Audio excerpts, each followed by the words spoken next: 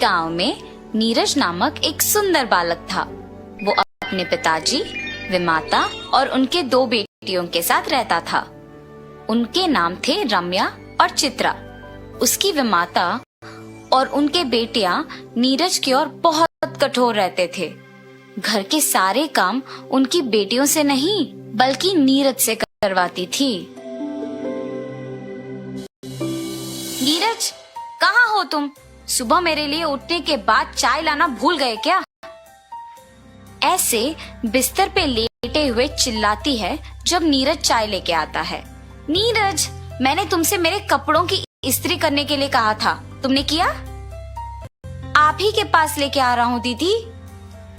सुबह उठ के सारे काम करने पर नीरज थक के सो जाता था। एक दिन नीरज अपने विमाता को पानी दे रहा था जब थोड़ा पानी गलती से उन पे गिर जाता है। अपने विमाता से मार खाने के डर से वो घर से भाग जाता है। जहाँ भी जाओगे घूम फिर के तो तुम वापस घर ही आओगे, तब देखती हूँ। ऐसे वो घर से निकलकर चलते चलते बहुत दूर चला जाता है। न जाने अब मैं कहाँ हूँ। बहुत रात हो गई है, मुझे यहीं कहीं सोना होगा। ऐसे वो उसके चारों ओर देखता है। कोई भी ना होने पर घबरा जाता है। तब उसे एक बड़ा बंगला नजर आता है। शायद वहाँ कोई होगा। ऐसे सोचकर वो बंगला के अंदर जाता है। बंगला अंदर से बहुत पुराना था और सारे सामान इधर उधर बिखरे हुए थे। कोई है? ऐसे आशा में चिल्लाता है कि कोई दिख जाए और घर में पुरानी चीजें होने के कारण इधर उधर देखता है। तब उसे उन चीजों में एक चमकता हुआ कुछ दिखाई देता है। यहाँ के सारे वस्तुओं पे धूल है, मगर ये क्या है जो चमक रहा है? ऐसे नीचे पड़े हुए उस चमकते हुए वस्तु को उठा के उसे साफ करता है और तब देखता है कि वो एक आईना है। साफ करने के बाद वो एकदम नया दिखता है। ये चीज तो टूटा भी नहीं है और मेरे साफ करने पर नया दिख रहा है। मैं अगर नीचे भी गिर गई तो भी नहीं टूटूंगी। तुम बात भी करते हो? हाँ, मैं बात कर सकती हूँ। तुम नीचे गिरने पर भी क्यों नहीं टूटोगी?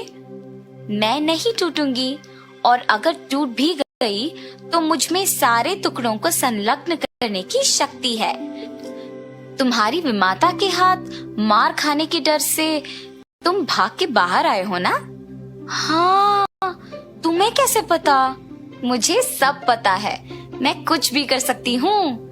अच्छा, तुम सब कुछ कर सकती हो ना?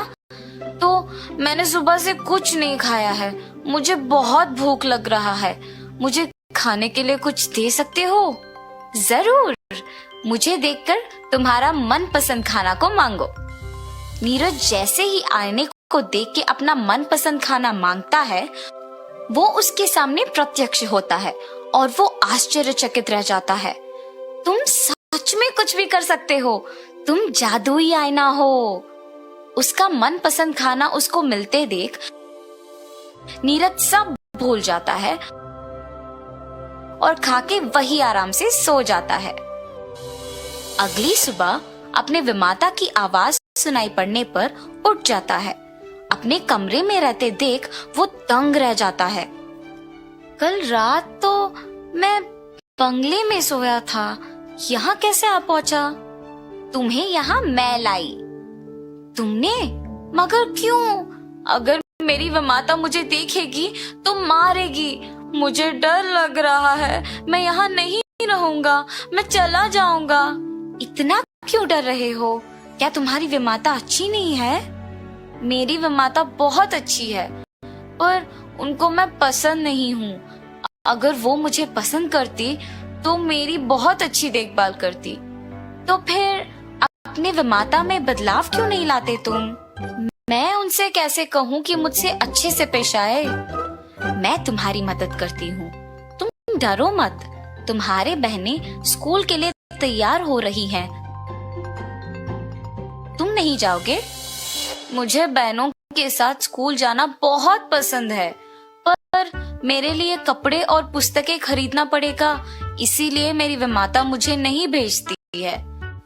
तुम कुछ भी कर सकते हो ना, मुझे कपड़े और पुस्तकें दिला दो। नीरज आईना में देखकर जब ये कहता है तो तुरंत वो प्रत्यक्ष हो जाते हैं। मैं भी बहनों के स्कूल जाने से पहले सारा काम खत्म करके उनके ही साथ स्कूल चले जाऊंगा। तब उसकी विमाता उसे घर के काम करते हुए देखती है। मैं वैसे भी अकेले ये सब काम नहीं कर पा रही हूँ। अगर मैं नीरज को डांटूंगी तो वो वापस भाग जाएगा और मुझे काम अकेले करना पड़ेगा। ऐसे सोचकर नीरज को देखने पर भी वो कुछ नहीं कहती है। नीरज स्कूल जाने की उत्साह में अपने विमाता के बारे में भूल जाता है। काम जल्दी खत्म करके यूनिफॉर्म पहन के अपने बहनों के साथ वो भी स्कूल के लिए निकल जाता है। नीरज को अपनी बेटियों के साथ साथ स्कूल चले जाना उसकी विमाता देखती है। नीरज ने सारा काम बहुत जल्दी कर लिया और आज स्कूल भी चला गया। उसको नए कपड़े कहाँ से मिले? ये बात मुझे उसके स्कूल से आने के बाद पूछना होगा। और उसके स्कूल से आने वक्त तक इंतजार करती है। नीरज के स्कूल से आने के बाद मुझे उससे प्यार भरी बातें करके उसको पूछना होगा कि उसके नए कपड़े खरीदने के पैसे कहाँ से मिले। इतने में नीरज उसके बहनों के साथ स्कूल से वापस आता है। माँ, नीरज के हमारे साथ स्कूल आना मुझे बिल्कुल नहीं पसंद। हाँ माँ, मुझे भी। उनके माँ नीरज के नए कपड़े और पुस्तकों के बारे में जानने के लिए उन्हें चुप करवाती है। चित्रा, भैया को ऐसे नहीं बोलते। नीरज, इधर आओ बेटा। ऐसे प्यार से बुलाकर उसको अपने बगल में बिठाती है। बेटा, स्कूल का पहले दिन कैसे लगा तुमको?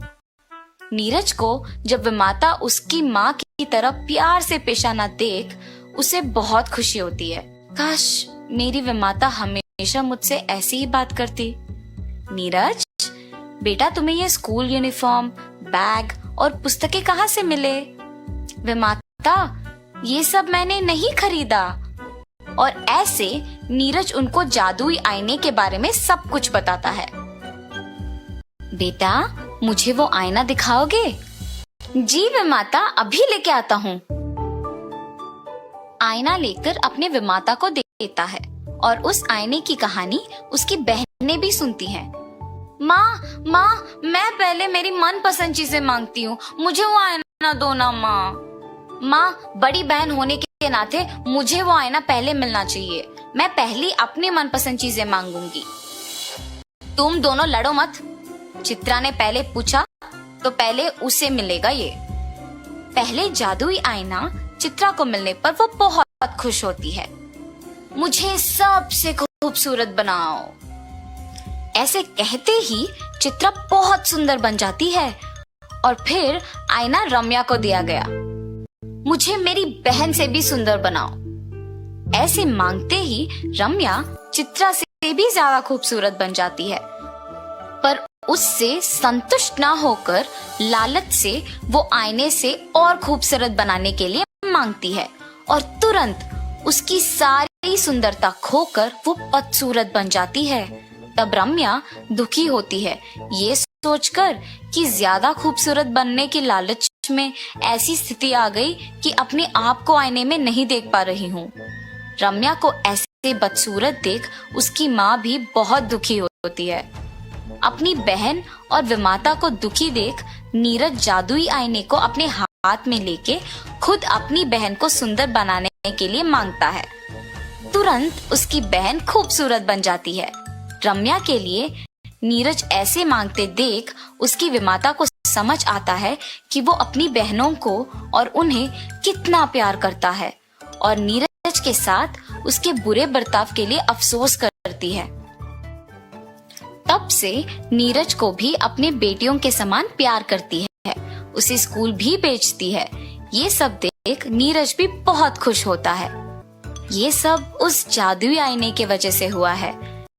ऐसे सोचकर वो खुशी खुशी अपनी जिंदगी जी लेता है।